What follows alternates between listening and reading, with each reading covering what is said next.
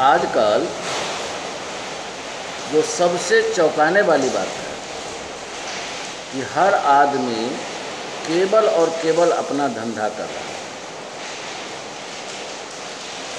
मैं YouTube पर देखता हूँ तो मुझे बड़ी शर्म आती है कि लोग धर्म की बात नहीं करते हैं, एक दूसरे के मजहब को नीचा दिखाने का काम करते हैं। काम तो बुरा करते हैं, फिर भी अपनी श्रेष्ठता सिद्ध करते हैं। बुराई में क्या श्रेष्ठता? जैसे एक हिंदू भाई आ गए, मैं निंदा नहीं कर रहा, पर मेरे हिसाब से ये होना नहीं चाहिए। एक हिंदू भाई आ गए, उन्होंने कहा कि हम तो मुसलमानों से ज़्यादा अच्छे हैं कि हम बकरा तो खाते हैं लेकिन उसको एक ही बार में झटका मार के खा जाते हैं।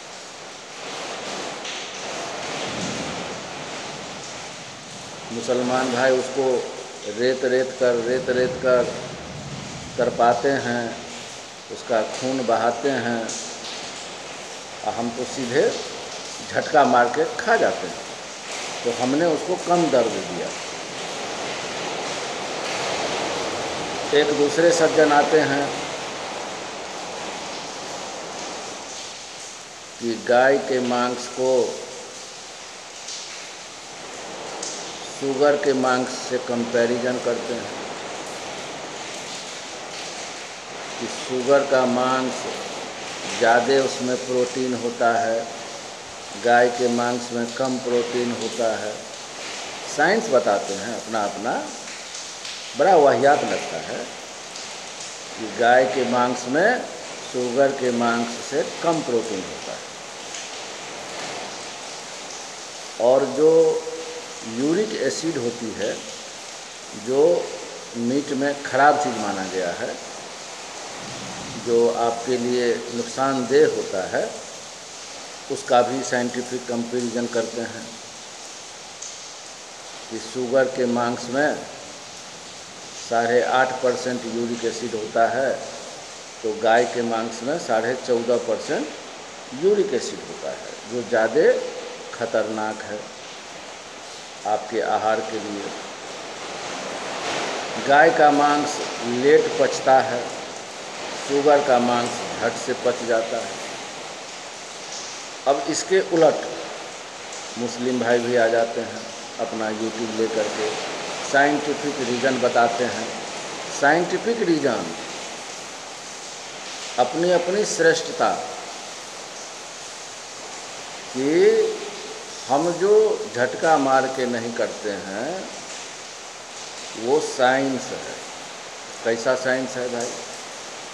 तो हम जो रेतते हैं तो उसका लहू जो है निकल जाता है। जब मीट से लहू निकल जाएगा तो मीट जो है ज़्यादा टेस्टी होगा।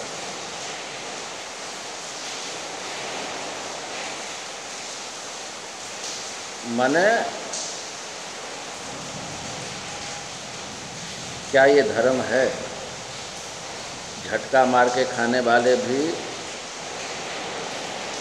इंसान कहलाने के लायक मेरी नज़रों में तो नहीं। ये अलग बात है कि आज अधिकांश लोग मांसाहारी हो गए और शायद मेरी बातों का वो समर्थन ना भी करें, और मुझे इस बात की चिंता नहीं है कि वो मेरी बातों का समर्थन करें या मेरे से दुखी हो जाएं।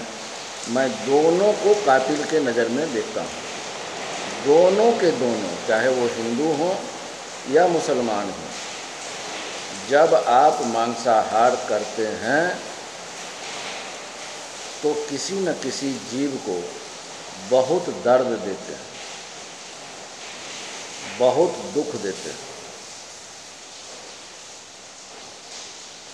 बहुत दर्द होता है। चाहे आप तलवार से एक झटका मारें या आप रेत रेत करके उसको तड़पा के मारें, अपने विज्ञान को बताएं, लेकिन दोनों काम जघन्य अपराध है उस अल्लाह की नज़र में, उस ईश्वर की नज़र में।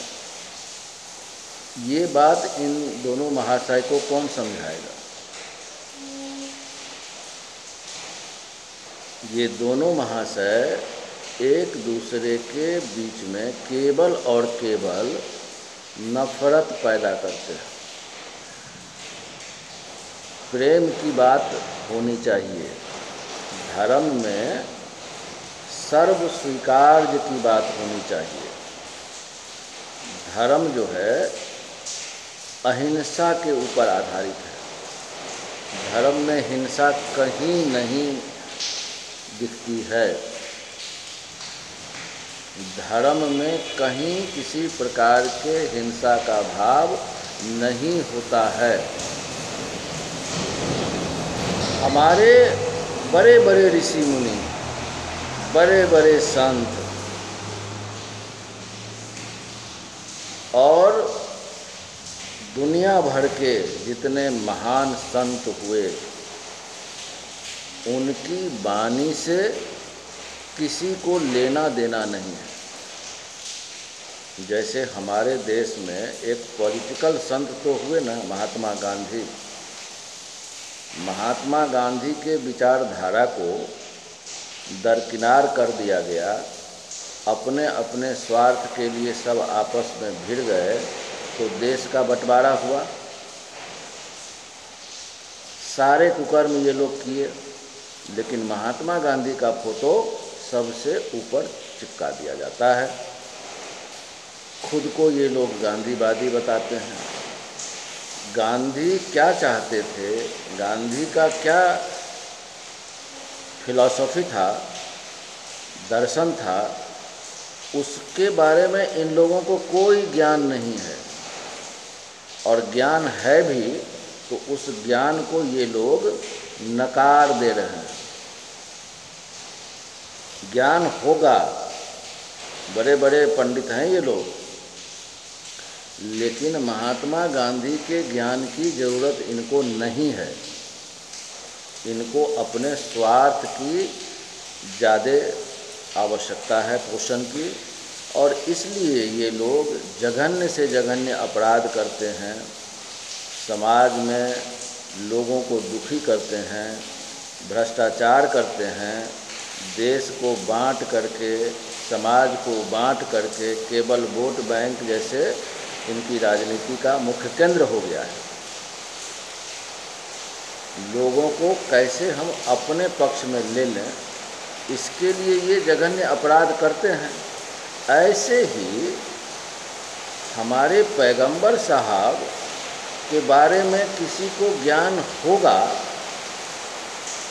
मैं ये नहीं कह सकता हूँ कि नहीं होगा, लेकिन पैगंबर साहब जो कुरान में बोले उसको भी ये लोग जनमानस को ठीक से समझने नहीं देते हैं।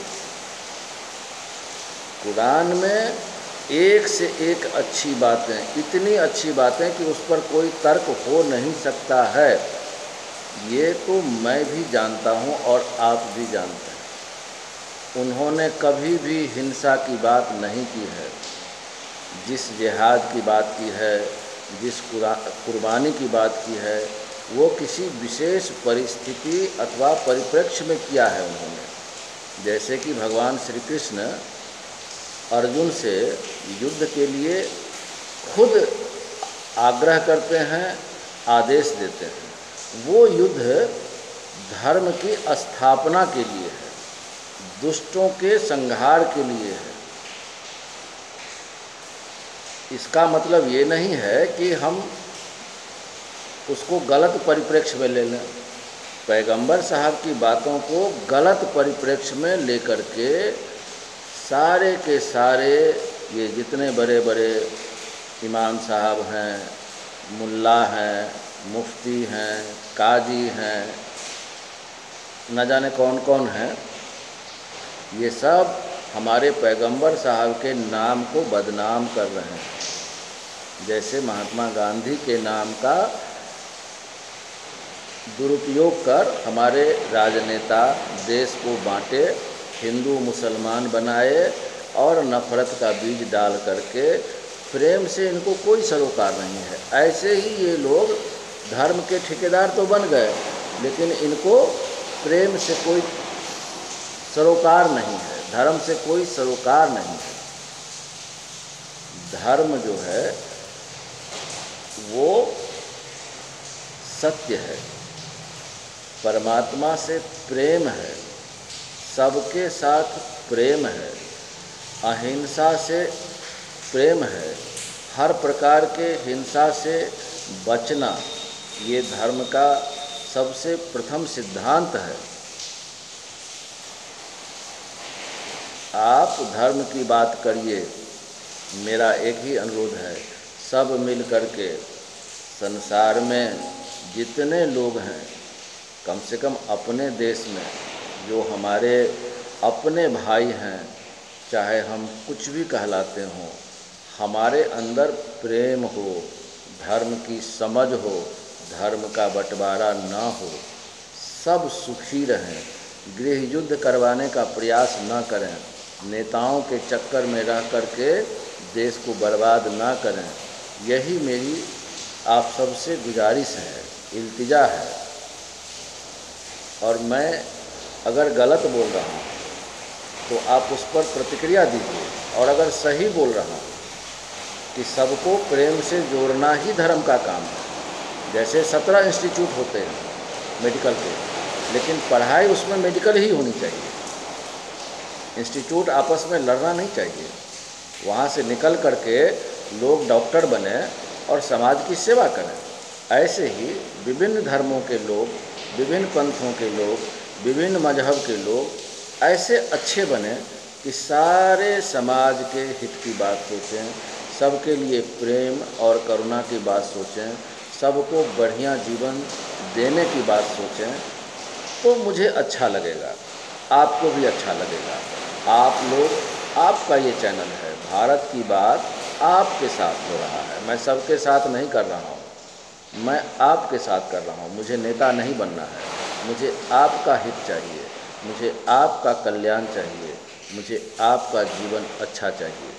आप सब मेरे भाई अधिक से अधिक अपने इस चैनल को सब्सक्राइब करिए और बिल्कुल निष्पक्ष भाव से, दिल के गहराई से, ईश्वर से, अल्लाह से प्रेम करते हुए बात करिए। नफ़रत को अपने जीवन से बहुत दूर भगाइए, तभी जीवन हम सब का मंगलमय होगा। हम सब आपस में एक रहेंगे तो मजबूत रहेंगे। दुनिया तो बहुत जालिम हो चुकी है, जालिमों के साथ हम जालिम नहीं बन सकते। हमारी संस्कृति में जालिम बनना नहीं है।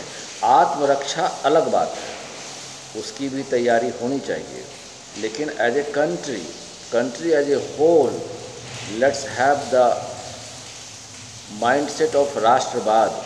जो हमारे भारतीय राष्ट्रवाद में वो चिंतन है कि हम सबका हित चाहेंगे, और कोई दुश्मन देश अगर हमारे ऊपर बुरी नज़र डालने की कोशिश करे तो उसको समझ में आ जाना चाहिए कि हम बहुत ताकतवर हैं। ये है राष्ट्रवाद। लेकिन आपस में हम सब ऐसे रहें कि हम जहाँ भी जाएं तो लोग कहे कि ये लोग इंडियन हैं, they are the best people on this planet. लोग हमसे श्रद्धा करें, ऐसा बनना है। आगे फिर चर्चा होगी। जय हिंद।